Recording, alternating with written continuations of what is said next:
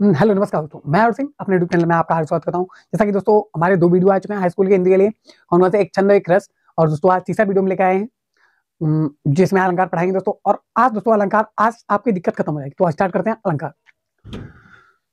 तो आज हम अलंकार की बात करेंगे दोस्तों। सबसे पहले देखेंगे कि अलंकार किन दो शब्दों से मिलकर बनता है। तो अलंकार दोस्तों 2 शब्दों से मिलकर बनता है। नंबर 1 अल प्लस कार। दोस्तों दोनों का अर्थ क्या होता है? कार का मतलब होता है बाला और अल का मतलब होता है भूषण या सज्जा। ठीक। अब दोस्तों यहां इसका मतलब क्या है?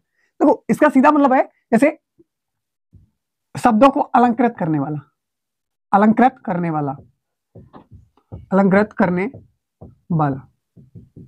ठीक है, ये होता है शब्दों का अर्थ होता है अलंकृत, अलंकृत करने वाला। अब यहाँ अलंकृत करने वाला मतलब दोस्तों आपको पता होगा जैसे स्त्री ना आभूषण पहनती है या श्रृंगार करती है तो वो अच्छी होती है, ऐसे ही है। हिंदी में जब तक अलंकार नहीं लेगा तब तक ये शोभा नहीं बढ़ाएगा। तो इसकी डेफिनेशन देख लेते हैं कि डेफिनेशन क्या होती है, परिभाषा क्या होती है इसकी। तो दोस्तों इसकी परिभाषा होगी कि काव्य की शोभा बढ़ाने वाले, शोभा बढ़ाने वाले शब्दों को अलंकार कहते हैं, अलंकार कहते हैं। और दोस्तों यहाँ सीधा सीधा मैंने बताया कि काव्य की शोभा बढ़ाने वाले शब्दों को क्या कहते हैं? अलंकार कहते हैं, मतलब जो चमत्कार उत्पन्न करे। और दोस्तों ये 3 प्रकार का होता है। कितने प्रकार का होता है? 3 प्रकार का होता है। नंबर 1 अर्थालंकार, नंबर 2 शब्दालंकार और नंबर 3 है उभयालंकार। दोस्तों आपके सिलेबस में सिर्फ अर्थालंकार की बात की गई, अर्थालंकार की, और इसमें भी आपके 3 भेद बताएंगे। तो तीनों भेदों की बात करेंगे हम। अर्थालंकार डालने हैं, अर्थालंकार। तो अर्थालंकार की परिभाषा क्या होती है आप इसको समझ लो। देखो इसके निम्न भेद हैं लेकिन हम 3 भेदों की बात करेंगे। इसके निम्न भेद हैं लेकिन इसके 3 भेदों की बात करेंगे किसके? अर्थालंकार के। तो अर्थालंकार की परिभाषा क्या होती है? अर्थालंकार की परिभाषा होती है अर्थ में चमत्कार उत्पन्न करने वाले शब्दों को अर्थालंकार कहते हैं। अब कहते हैं, देखो इसके निम्न भेद हैं। इसके क्या है? इसके निम्न भेद हैं लेकिन मुख्यतः आपके सिलेबस में क्या है? 3 है। कौन कौन से? नंबर 1 उपमा, नंबर 2 रूपक और नंबर 3 की बात करेंगे तो उत्प्रेक्षा। और दोस्तों 3 अलंकार आज मेरी गारंटी रहेगी, तीनों आप कभी नहीं भूलेंगे अगर एक बार हमसे पढ़ेंगे तो। कैसे? देखना कि सबसे पहले हम बात करेंगे उपमा अलंकार की। किसके? उपमा अलंकार की।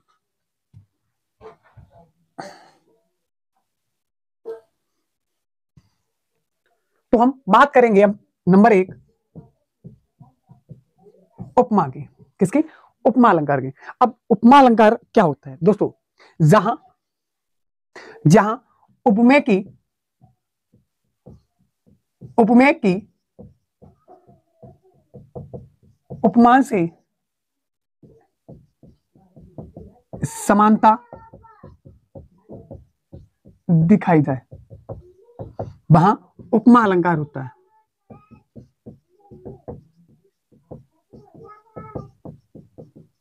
ठीक, वहां क्या होता है? वहां उपमा अलंकार होता है। जैसे बात करेंगे, जैसे हमने आपको बताया इसके 4 भेद हैं। कितने भेद हैं? 4 भेद है। नंबर 1 इसके 4 भेद हैं। तो नंबर 1 बात करेंगे हम, तो नंबर 1 की बात करेंगे हम। जैसे इसका नंबर 1 होता है उपमेय। दोस्तों आज के बाद आप नहीं भूलोगे, ठीक है? उपमेय। नंबर 2 उपमान। नंबर 3 साधारण गुणधर्म या समान गुणधर्म बोल देते हैं इसे, ठीक है? नंबर 4 बोलेंगे, नंबर 4 होगा वाचक शब्द। अब दोस्तों देखना, अगर आपने उपमेय और उपमान समझ लिया, अर्थालंकार के किसी भी भेद को आप समझ सकते हैं यदि उपमेय और उपमान आपने अगर समझ लिए। तो कैसे? उपमेय और उपमान हम देखेंगे तो उपमेय और उपमान क्या अंतर? देखो उपमेय सीधी बात है, ये निम्न चीज होगी। कैसी चीज होगी? निम्न चीज होगी, मतलब ये मानव अंग होगा। मानव अंग होगा। यहां ये उच्च चीज होगी और ये प्राकृतिक चीज होगी। ये उच्च चीज होगी और प्राकृतिक चीज होगी। जैसे किसी मानव की समानता किसी प्राकृतिक चीज की समानता से बताई जाए, ठीक है। जैसे कोई नहीं कह देता कि मोहन का मुख चंद्र के समान है या चंद्रमा के समान है, तो यहां समानता जहां दिखाई जाएगी वहां क्या होगा, उपमा अलंकार होगा। जैसे अब साधारण गुणधर्म समझेंगे। गुणधर्म का मतलब होता है जहां समान गुण हो, समान गुण हो, जो समान गुण हो उसी को कहते हैं साधारण गुणधर्म। अब तो वाचक शब्द क्या होता है? अब दोस्तों वाचक शब्द होता है कि सासी सासी से सरसी, सम के समान,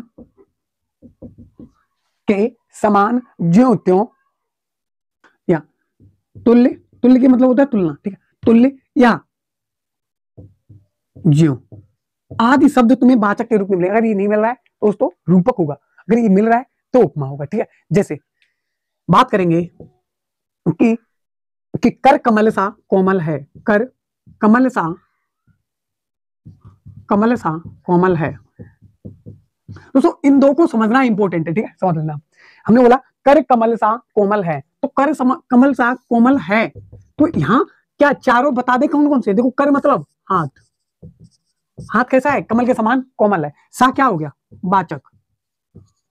कर क्या हो गया? मानव अंग है तो उपमेय, ठीक है। कमल क्या हो गया? कमल क्या हो गया? कमल हो गया उपमान, ठीक है। कोमल क्या हो गया? कोमल हो गया समान गुणधर्म,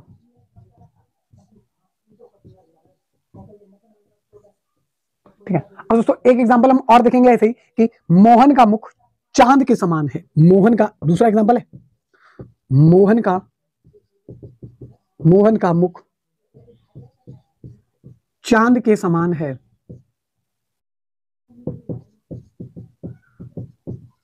अब दोस्तों यहां आपको कमेंट करके बताने हैं कि इसमें कौन सा वाचक है, कौन सा गुणधर्म है, कौन सा उपमेय है और कौन सा उपमान है। मोहन का मुख चांद के समान है और कर कमल सा कोमल है, ये उदाहरण है उपमा अलंकार के, ठीक है। तो आगे बात करेंगे रूपक अलंकार के। तो अगला देखेंगे रूपक।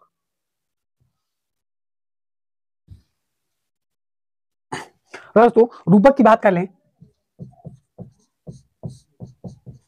तो रूपक की जब बात करेंगे दोस्तों तो यहां उपमेय व उपमान एक रूप हो जाते हैं, एक रूप हो जाते हैं। यहां देखो दोस्तों उपमेय और उपमान एक रूप हो जाते हैं। कैसे हो जाते हैं? एक रूप मतलब एक समान कर दिया, इनकी मतलब एक ही कह दिया जाता है कि वही वो है वही वो है। जैसे बात करेंगे यहां कि मुख ही चांद है, मुख ही चांद है, मुख ही चांद। एग्जाम्पल की बात करेंगे, मुख ही चांद मतलब मुख को ही क्या बता दिया गया? चांद, मतलब एक रूप हो गया ना। मुख क्या है? उपमेय और चांद क्या है? उपमान, लेकिन एक कर दिया गया। यहाँ वाचक शब्द, यहाँ देखो रूपक में दोस्तों वाचक शब्द और नहीं मिलेगा आपको, जहां वाचक शब्द ना मिले वहां पे रूपक मिल जाए तो उपमा, ठीक है। जैसे एक और एग्जाम्पल अगर देखेंगे यहाँ पे कि पायो जी पायो मैंने राम रतन धन पायो, पायो जी पायो मैंने राम रतन धन पायो, ठीक है। और एक देखेंगे कि मैया, दूसरा तीसरा देख ले, मैया मैं तो चंद्र खिलौना ले हो। दोस्तों ये हो गया आपके रूपक के 3 एग्जाम्पल। अब दोस्तों देखेंगे उत्प्रेक्षा। देखो इजी है, कोई दिक्कत नहीं है, ठीक है। तो आप कर सकते हैं और आप कर लेंगे, ठीक है। हमें विश्वास है कि आप कर लेंगे और कर सकते हैं। जैसे अब देखेंगे नंबर 3 उत्प्रेक्षा। अब तो उत्प्रेक्षा क्या है? देखो उपमा क्या था? जहां उपमेय और उपमान की क्या की जाए? समान गुण बताए जाए, ठीक है। और रूपक क्या था? जहां उपमेय और उपमान एक रूप हो जाए, ठीक है। अब उत्प्रेक्षा क्या होगा? उत्प्रेक्षा दोस्तों होगा कि जहां उपमेय में उपमान की संभावना कर ली जाए, संभावना कर ली जाए। बात सुनाई दोस्तों, जहां उपमेय में उपमान की संभावना कर ली जाए। अब देखो तीनों डेफिनेशन क्या है। उपमा, जहां उपमेय और उपमान में समान गुणधर्म बताए जाए, ठीक है। और रूपक, जहां जहां उपमेय और उपमान एक रूप हो जाए। उत्प्रेक्षा, जहां उपमेय में उपमान की संभावना व्यक्त कर ली जाए। तो ये डेफिनेशन है तीनों होगी किसकी, उपमा, रूपक और उत्प्रेक्षा अलंकार के, ठीक है। तो आगे बात करेंगे जैसे ऐसे इसका, इसमें दोस्तों कुछ पहचान वाले शब्द लिख लो, पहचान शब्द या शब्द पहचान जो आपको इजी होंगे इसको समझने में। कैसे, मन, मनहु, मानो, जन, जनहु, जनु, जनहु, जानो, ठीक है। मन मनहु, जन जनहु, मन मनहु, जन जनहु, ज्यों आदि, ज्यों आदि, ज्यों आदि शब्द आपको मिल रहे हैं तो आप क्या लगा देंगे, उत्प्रेक्षा अलंकार लगा देंगे। जैसे इसके एग्जाम्पल की अगर बात कर लें कि नेत्र मानो कमल हो, नेत्र मानो, नेत्र मानो कमल हो, कमल हो। दूसरा देखेंगे, अगर दूसरा एग्जांपल देखेंगे दोस्तों तो देखना दूसरा एग्जांपल क्या होगा। इसका दूसरा एग्जांपल होगा कि उस वक्त मारे क्रोध से तन कांपने उसका लगा,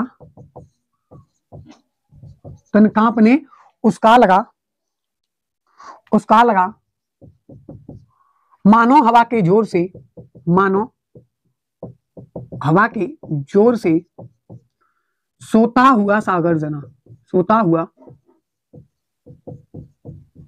सागर जगह।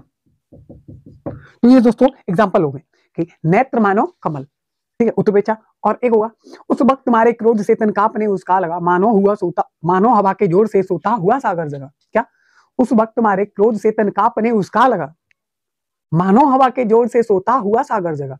तो ये तो हो गए उत्प्रेक्षा के कुछ एग्जाम्पल। जैसे एक और देखेंगे कि सिर फट गया उसका, कि सिर फट गया उसका, वही मानो अरुण लाल रंग का घड़ा हो, कि अरुण लाल रंग का घड़ा हो। तो ये एग्जाम्पल उत्प्रेक्षा अलंकार के दोस्तों। अगर दोस्तों वीडियो पसंद आए तो लाइक शेयर सब्सक्राइब जरूर करें, दोस्तों सपोर्ट जरूर करते रहें, आपके बिना सपोर्ट के कुछ नहीं हम, ठीक है। तो जय हिंद, जय भारत।